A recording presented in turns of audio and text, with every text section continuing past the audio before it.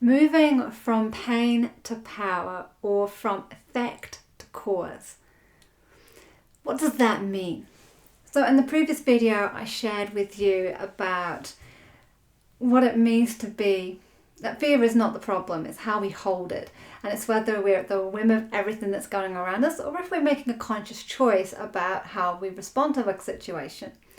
And to help us move forward through that process of going from I'm blowing like the windsock in the wind to, okay, now I'm picking that direction and I'm sticking with it.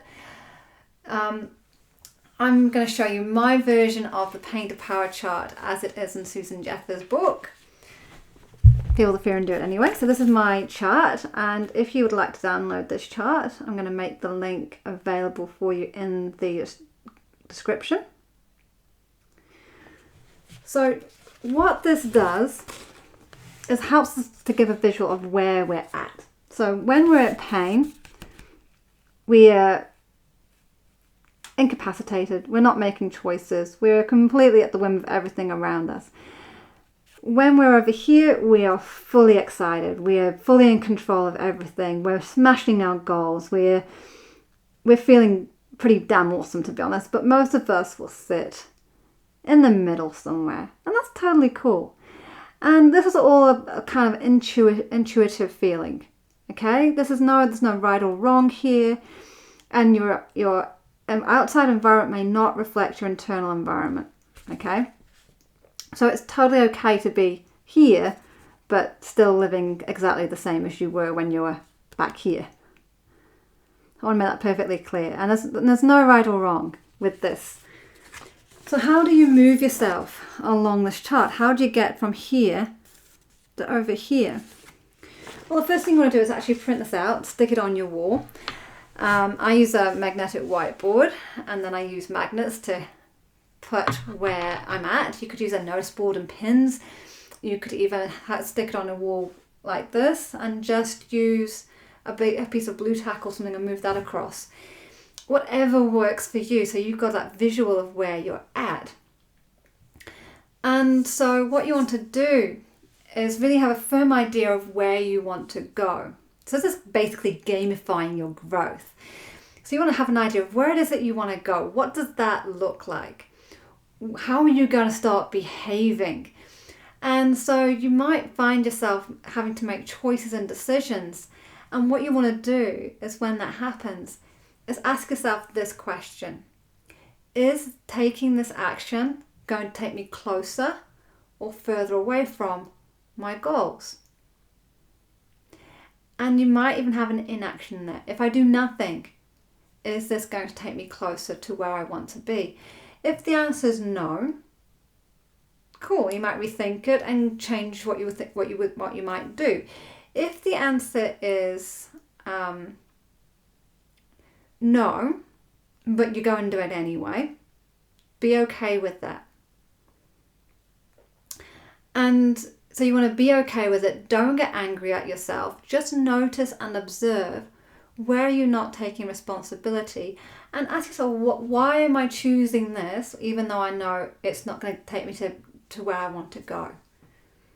What benefit am I getting from choosing this? And just ask yourself, get curious, why am I behaving this way? There's no right or wrong. Just get curious, why am I choosing this?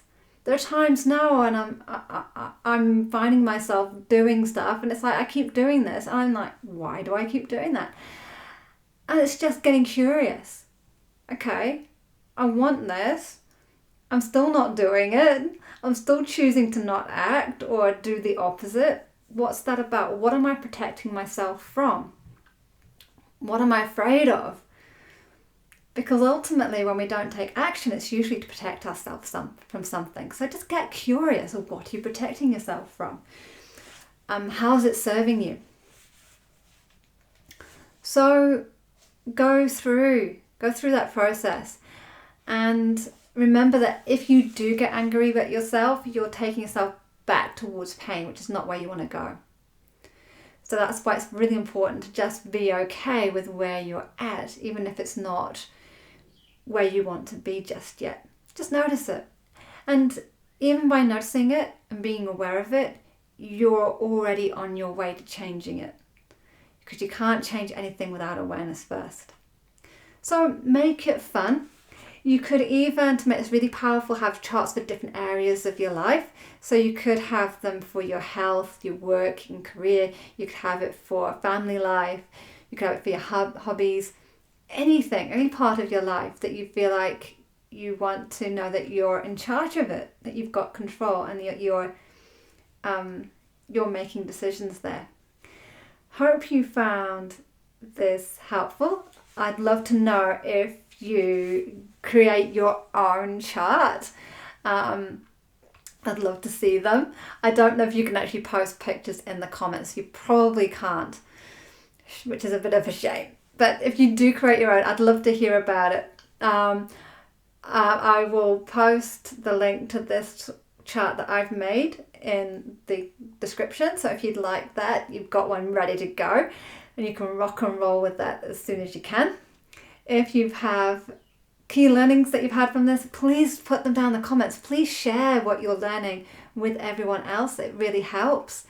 And if you can't think, anyway, share away. Or if you have anything to add, I'd love to hear that too, because we're always learning. So if you have something to share that's really useful, please share it. I'd love to hear that too. So to make sure you don't miss any videos, if you've loved this one, make sure you subscribe, hit the notification button so that you get notified as soon as I post one. I'm committed to doing videos like this every day so that you have your best year yet and overcome your fear so that you can live the life that you want. In the meantime, have a beautiful day. Namaste. Thank you for watching.